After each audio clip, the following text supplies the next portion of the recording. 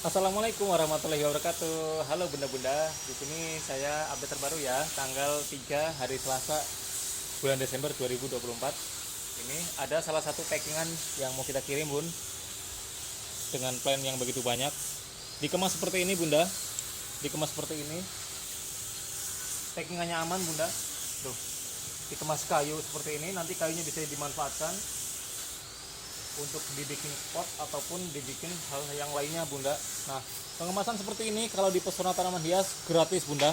Paketnya aman, plannya nyaman, bunganya pun tidak tersentuh sama sekali bunda. Karena ketika kita pegang paket seperti ini tidak bakal kena bunganya bunda. Jadi jangan ragu kalau mau order di Pesona Tanaman Hias. Packingan besar, naik pakai kayu bunda, gratis. Yuk yang mau ikuti sesi live sale Pesona Tanaman Hias ya. Yuk bunda-bunda ditunggu ya. Packingannya seperti ini pun gratis. Oke.